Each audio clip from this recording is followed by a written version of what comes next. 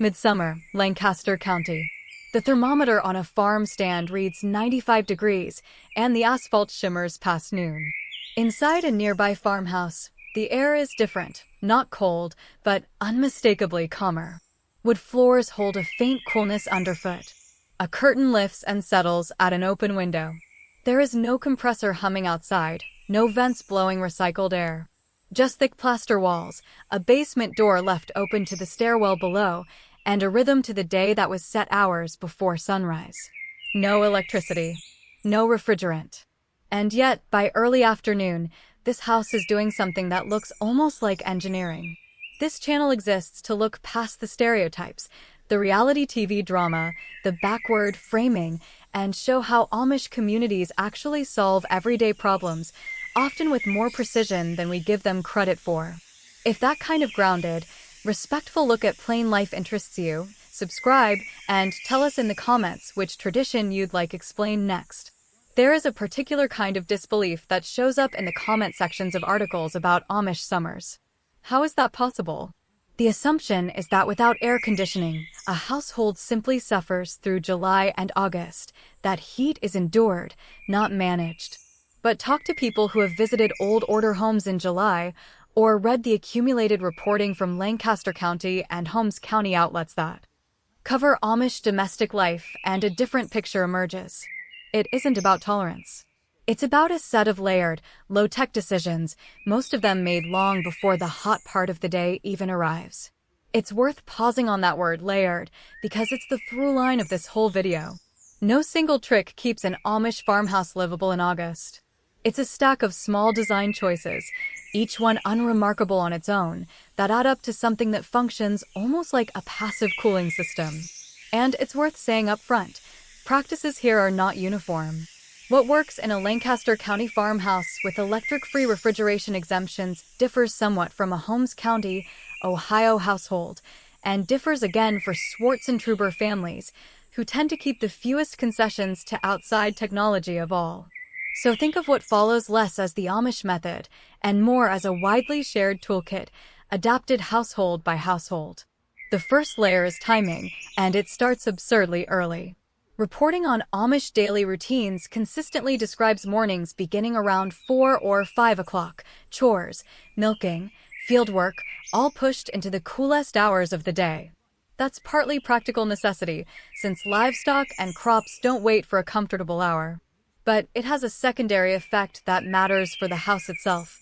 Windows get opened at the same early hour, while the outside air is still cool from the night.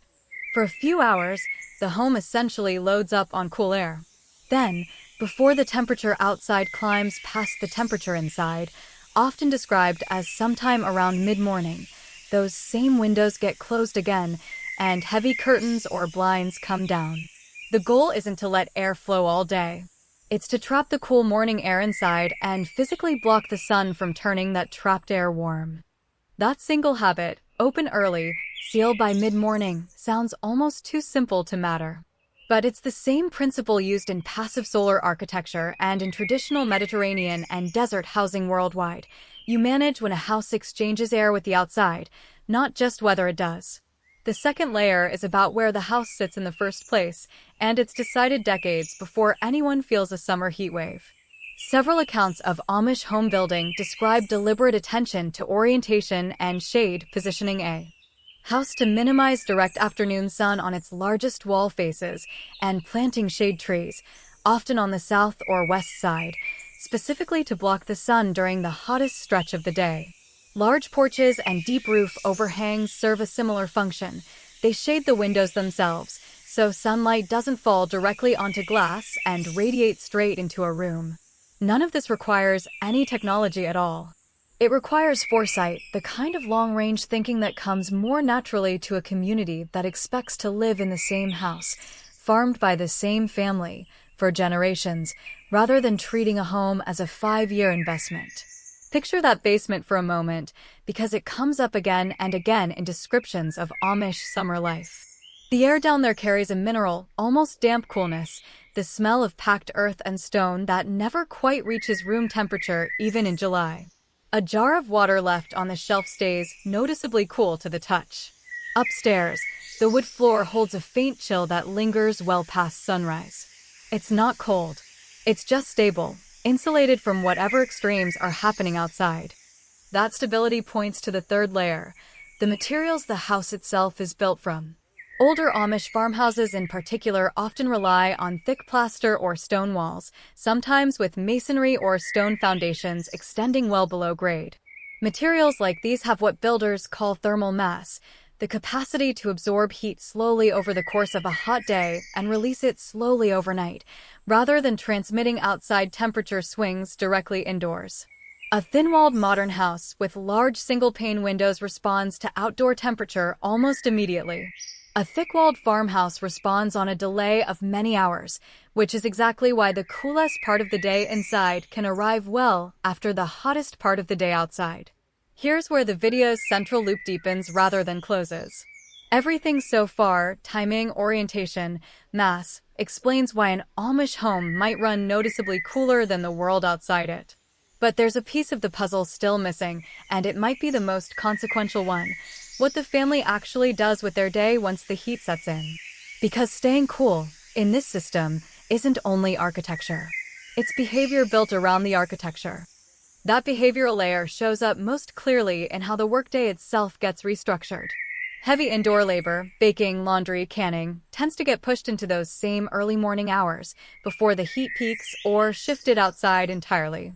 Many Amish properties include what's called a summer kitchen, a separate cooking space, sometimes an attached room, sometimes a freestanding structure, built specifically so that the heat and humidity of cooking and canning never enters the main house at all. It's a strikingly direct solution to a problem plenty of non-Amish households still struggle with every July: an oven that turns an entire kitchen, and the rooms around it, into a furnace. By early afternoon, the hottest stretch of the day, the pace of the household visibly slows. Fieldwork winds down. Indoor tasks shift to lighter work or rest. It's not laziness, and reporting on this pattern doesn't describe it that way. It's closer to what Amish life more broadly reflects through the concept of Gelassenheit, a kind of yielding, or working with the given order of things rather than fighting it. Applied here, that doesn't mean passive suffering through heat. It means not scheduling the day's hardest labor against the hottest hour of the sun, because there's no reason to. And that's only the first half of the system. There's a reason this house stays this comfortable even as the afternoon peaks outside, and it has to do with what's happening below the floorboards and above the ceiling that we haven't gotten to yet. The basement mentioned earlier isn't just a cool retreat. In many households, it's doing active work. Root cellars and basement storage areas dug into the earth naturally hold a temperature in the mid-50s to mid-60s year-round, regardless of what's happening at ground level. That's simply how soil behaves a few feet down. It barely responds to daily or even weekly swings in outdoor temperature. Dairy, meat, and produce get stored there without refrigeration, and on the hottest afternoons, it's common for part of the family to migrate downstairs entirely, not as an emergency measure, but as a normal part of how the day is structured. Some households use the basement as a dining or gathering space specifically through the warmest months, treating it less like storage and more like a second living room that happens to run 20 or 30 degrees cooler than the yard outside. The second structural piece is cross-ventilation, and it's a more deliberate design choice than it might first appear. Windows and doors on opposite walls are positioned so that when both are open, air has a clear path straight through the house rather than pooling in one room. Some homes extend this idea upward with transom windows, small hinged panes set above interior doors, which let air continue moving between rooms and up toward the second floor, even when bedroom doors are shut for privacy. The effect isn't a strong wind. It's a slow, continuous exchange, pulling warmer air out from the highest points of the house as cooler air is drawn in lower down. That circulation connects directly back to the open question from earlier. How does a house with no mechanical cooling end up feeling reliably more comfortable than the air outside it? The honest answer isn't one clever trick. It's roughly half a dozen separate strategies: timing, orientation, thermal mass, basement storage, cross-ventilation, and one more still to come, all operating at once, each doing a small amount of work, none of them sufficient on its own. That last piece is attic ventilation, and it may be the most quietly effective of the group. Warm air rises naturally, so without an outlet, heat collects at the top of a house through the day and radiates back down into the rooms below by evening. Gable vents or small roof openings give that hot air somewhere to escape, pulling it up and out rather than letting it settle. The result is sometimes described as a chimney effect, a slow, continuous draft moving from the coolest parts of the house, through the living space, and out through the roof, driven by nothing but the natural tendency of hot air to rise. It's the same physical principle used in modern passive house design, just implemented with a vent instead of a mechanical damper. If this kind of grounded, traditional problem-solving is the reason you're watching, the idea that a lot of what we now sell as innovation has quieter, older answers, that's exactly the kind of thing this channel keeps digging into. Subscribing costs nothing and helps more of these stories reach people who are tired of the sensationalized version of Amish life.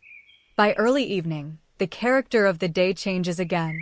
Picture the same farmhouse from the opening scene, hours later. A porch, several family members seated in the shade with the day's heat finally breaking, hand fans moving without much urgency, children still playing in the yard.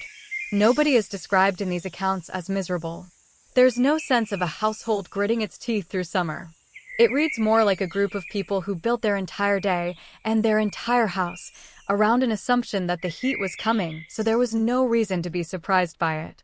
It would be dishonest, though, to frame this as effortless. The heat is real. The labor of an early morning schedule is real, and so is the physical work of farming through a Pennsylvania or Ohio summer, regardless of how the house is built. Community reporting on this topic doesn't describe some kind of magic immunity to discomfort. Accounts vary on exactly how well these methods hold up during genuine extreme heat, and it's worth being honest that a passively cooled farmhouse and a modern, air-conditioned home are not interchangeable in a heat emergency. What's different here isn't that the heat disappears. It's that the household isn't fighting it minute to minute with a machine it planned around it decades in advance, at the level of where the house sits, what it's built from, and when the day begins. This isn't a story about modern comfort being wrong and traditional resilience being right. Both are legitimate ways of solving the same problem. One just happens to use electricity, and one doesn't. What's easy to miss, watching from a house that keeps its thermostat at a fixed number year-round, is how much information a building can carry about the climate around it if it's built to. Wall placement, window timing, where the shade falls at 2 in the afternoon. An Amish farmhouse isn't ignoring the weather so much as continuously reading it and responding, all without a single sensor or switch. Maybe the lesson here isn't that air conditioning is unnecessary. It's that a house can be taught to listen to light, to airflow, to the hour of the day long before anyone needs to reach for a dial.